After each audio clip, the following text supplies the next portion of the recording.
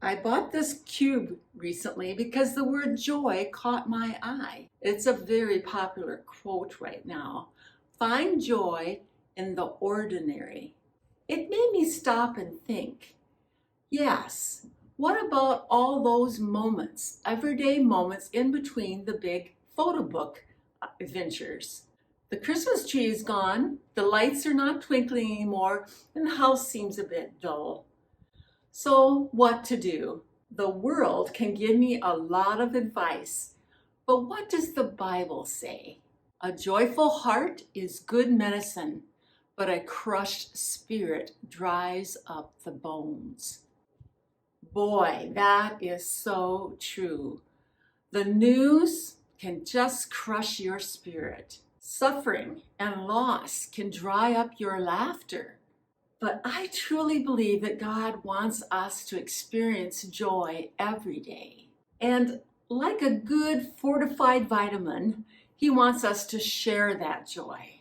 I don't want to miss out on any joy that God has for me today. I want my heart to sparkle with joy. So, how do we do this? I have 3 tips, or maybe 4. First, and this might be the most surprising one for you and me, Proverbs 24:13. Eat honey, my son, for it is good. Honey from the comb is sweet to your taste. And then Proverbs 25, verse 16. If you find honey, eat just enough, too much of it, and you will vomit. Too much honey? That's right. I Googled it, and if you eat too much honey, you will get sick. I remember a visitor came to our hospital in Ethiopia. They brought graham crackers, chocolate bars, and marshmallows. That's right. They treated us to s'mores. But the interesting thing was our reaction. It amazed the visitor. They thought they were bringing just something ordinary, but we oohed and we awed and we were just so thrilled. You see, when you don't get something for a long, long time, the ordinary becomes very special. The novelty is joyful. In fact, I recently went without a donut for about 3 months. And then my son bought me my favorite, a maple flavored topping with a cream in the center. And I just kept saying, wow, this is so good. Wow, this is so good. Thank you. I think you get my point. Too much honey and you don't really appreciate the sweetness. Second, childlike wonder. I think if you're a grandparent or a great aunt or a parent, you know how a child is just awed by so many things in the world. You can remember the face of that child as they rode their first horse, or a 2-year-old examining an ant on the ground for 10 minutes. A child sees joy and things that adults have gotten used to. They see it as ordinary. So when you see the world through the eyes of a child, how do we restore the wonder as adults? We can slow down. We can stop. The busyness of the world just blurs our vision sometimes. It's like putting on a new pair of glasses and seeing the world sharply.